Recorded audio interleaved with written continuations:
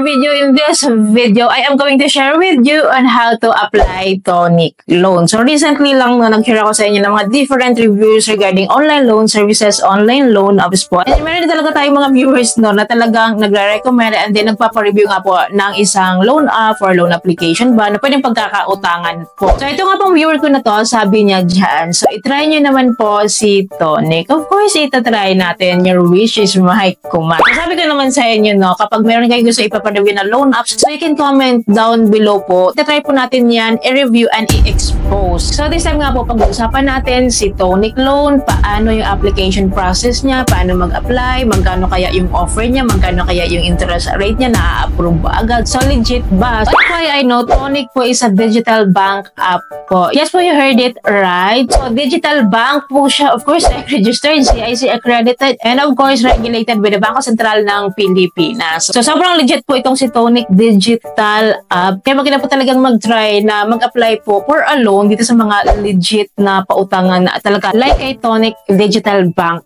app. Disclaimer po, this video is not sponsored by Tonic. So anything na i-share ko po sa inyo is just based only on my personal experience. So this time po, I am going to apply na this Tonic loan. No, let's see kung ma-aprobahan tayo. So this time po, without further ado, let us try Tonic loan application. So by the way po, we can download Tonic digital bank app po through our Google Play Store, App Store, and Huawei. So without further ado po, so install and download po natin si Tonic. And then after that po, open lang po natin. And then upon opening Tonic po, so we need to allow daw to make phone calls, including the device locations, send notifications. And then may welcome po si Tonic sa atin. Nag-describe lang siya kung ano po siya. So scroll lang po natin. And then after that po, we need to allow to take pictures and record video po din sa Tonic. Then after that po, so nakalagay na po dito na we need to enter our phone number here. So after entering ang phone number here po, so meron siyang few house rules that we need to know. And agree and continue tayo. And the next po is their privacy matters. I-enter po natin yung OTP na sinend po sa mobile phone number natin. And then next po tayo. And then we're going to choose our nationality kung tayo by Filipino. And then nakalagay din po dito, let's get to know each other better. Take a face identity scan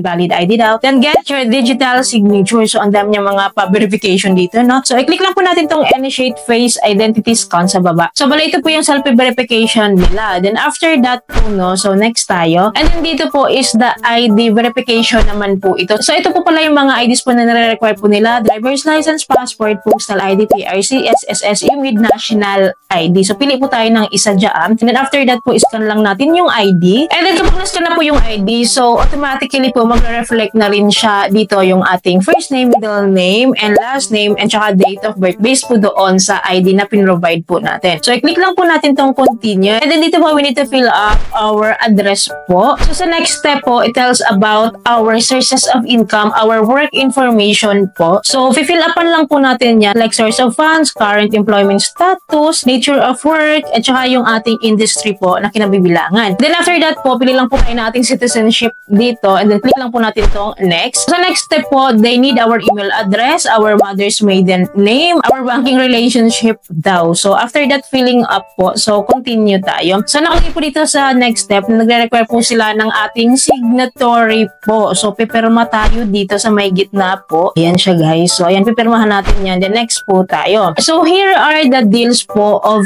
Tonic. So click lang po natin tong deal. Then next po is we need to create a password here. Then after creating a password here po, so next tayo. So nakalagay dito, welcome to Tonic. So dito pa pala mag-welcome. Haba-haba na ng pinagagawa natin. No? Dito pa pala siya mag-welcome. So anyways, ina-explain niya ano ang meron sa Tonic. So we can borrow money daw, we can save money also. Of course, dito tayo interesado sa borrow, di ba? So click natin tong borrow. And then next po, dinidescribe nila yung fast cash or easy payments po. So here po, pipili lang po tayo na ang gusto nating gawin. So if we are going to choose a credit builder or shop installment loans, ano ba yung purpose mo kung bakit nandito ka? So kapag credit builder po yung pinili natin, no? Apply for a credit builder loan today to unlock high credit scores and higher loan amounts. Then kapag si shop installment loan naman po, get something you wish for now and pay in easy monthly installment later. So parang buy now pay later itong si shop installment loan. So ang pipiliin ko po dito is si credit builder. So click natin si credit builder, and then after that po, no, ready, set, boost. So nakalagay dito, get the cash you need, pay on time, and boost your credit score. So slide right lang po po tayo, no? So, nakalagay now with Pay Hinga,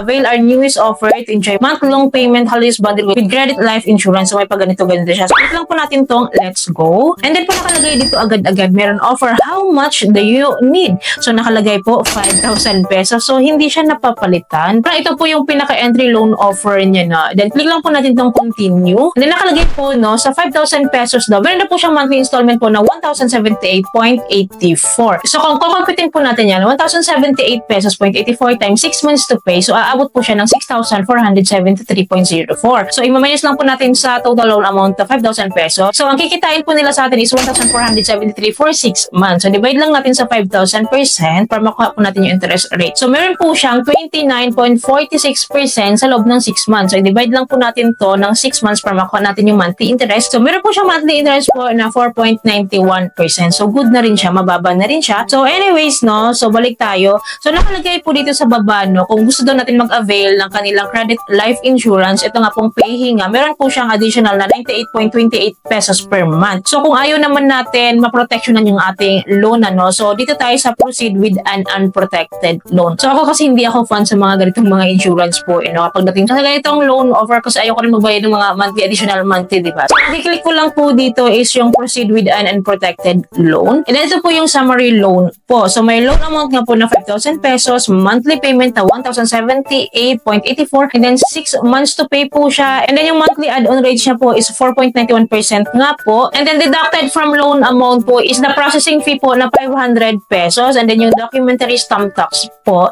na 19 pesos. So, kapag 5,000 po yung loan offer sa atin, ibabawas na itong 500 tsaka 19 pesos po sa 5,000. So, hindi siya buong matatanggap kasi may processing fee po siya na 500 pesos. So, anyways, no, mataas yung kanyang processing fee. Parang lumalabas po na yung processing fee niya po is 10% sa loan amount kasi 500 pesos po yung kinuha niya dito. So, I think iba-iba po, no, kasi ito lang naman yung offer niya sa akin, 5,000. I don't know kung standard processing fee nila itong 500 pesos, but sa computation ko, 10% siya sa loan amount. So, anyways, no, dahil gusto ko siyang i-try dahil alam ko naman legit talaga to si Tony. And gusto ko lang mag-build ng credit line dito. So, let's see kung ma-approve tayo. Tuloy natin yung application. So, click lang natin itong sweet, I accept. So, diba, ang clingy ni Tony. So, click lang natin yan. And then dito po, pipili lang po natin kung saan daw natin to paggagamitan itong pera na ito. So, marami lang po silang choices. Then, after that po, na makapili tayo, next lang tayo. And then, next po, nakalagay po dito, let us know what your field of work is. So, nangihingi sila sa atin ng gano'n. So, marami namang mga choices po. So, pipili lang po tayo dyan. So, next po tayo after this. So, nakalagay din dito, what industry do you work in? So, pipili lang tayo dito. So, sa next step po is parang nangihingi sila ng ating marital status kung tayo ay single, married, widow ba, yung mga ganun po. So, of course, pili lang tayo dyan. Then, after that po, next tayo. So, nakalagay dito, how many kids do you have? And then, next po is our highest educational attainment. And then, after that po, nanghihingi sila sa atin ng contact reference po. So, preferably, dalawa po yung hinihingi nila. So, kino-confirm din nila dito sa next step yung ating current address. So, sa next step po is our estimated monthly income. The next po, so, where do you work, love?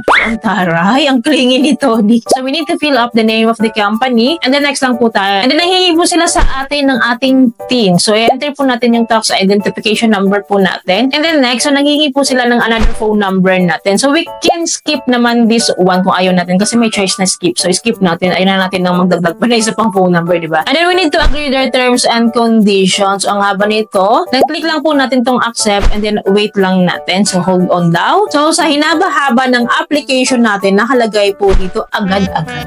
It's hard to say no to you. So, they can't give a loan to me this time daw. But don't give up, love.